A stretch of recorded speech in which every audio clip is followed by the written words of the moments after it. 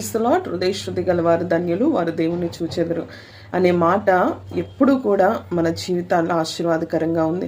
కానీ హృదయ శుద్ధి కలిగిన వారు అన్న మాట దగ్గరే మనం అన్ని విషయాల్లో మిస్ అవుట్ అవుతూ ఉంటాం. హృదయ శుద్ధి కలిగి ఉండటం అంటే ఏ విధమైన ఆలోచనలు, ఏ విధమైన నెగిటివిటీ కూడా మనసులో ఉండకూడదు అని దేవుడు రాయించి లిఖించి ఉన్నాడు పరిశుద్ధ లేఖనాల్లో. నిజంగా మనసులో ఏ నెగిటివిటీ కూడా లేకుండానే ఉన్నామా? అయ్యో ఇది ఎలా జరిగిపోద్ది అని ఆందోళన కొందరికి, అయ్యో ఇది జరుగుతూనే ఉందా అనే యాంగ్జైటీ కొందరికి, అయ్యో ఇది ఎలా జరిగిద్దో అనే భయం కొందరికి, ఇదిగో వీళ్ళు నా గురించి ఏమన్నా అనుకుంటున్నారేమో, నన్ను బ్లేమ్ చేస్తున్నారేమో, ఒకవేళ నేనెవరిని బ్లేమ్ చేయాలి అనే ఆలోచన మరి కొందరికి, ఉన్న వాటిని కూడా వాగ్దానాల్ని పొందుకోలేక హృదయ శుద్ధి లేక మిస్ అవుట్ అవుతున్న వారు ఎందరో ఉన్నారు.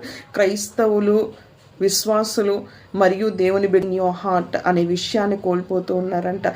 మే you always be in the presence of the Lord. అది దేవుని కోరిక. ఆయన జనాంగము ఆయన సన్నిధిలో ఉండాలన్న ఆలోచన. అందుకనే దేవాతి దేవుడు లిఖించి రాసి పరిశుద్ధ లేఖనాల్లో మనకి తెలియచేసేలాగా ఆయన మనకు పొందుపరిచి ఉన్నాడు. ఏమిటో తెలుసా ఉంటుంది గనక ఎంతమంది అయితే వ్యూవర్స్ ఉన్నారో, సబ్స్క్రైబర్స్ ఉన్నారో, మర్చిపోకుండా హృదయాన్ని శుద్ధి చేసుకునే కార్యాన్ని చేయండి. If anything grudges you have, ఎవరి మీద కోపం ఉందా, ఎవరి మీద వ్యతిరేకత ఉందా, అయ్యో వారు నాకు ఇంత మోసం చేశారని, ఇంత ద్రోహం చేశారు, ఇంతగా వారు నన్ను బ్లేమ్ చేశారు, నన్ను అందరిలో కూడా సిగ్గుపరిచారు అనే ఆవేదన ఉందా, just for give them.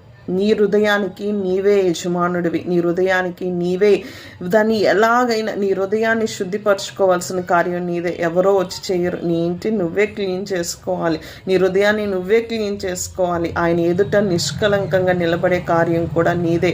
Subscribe to the channel.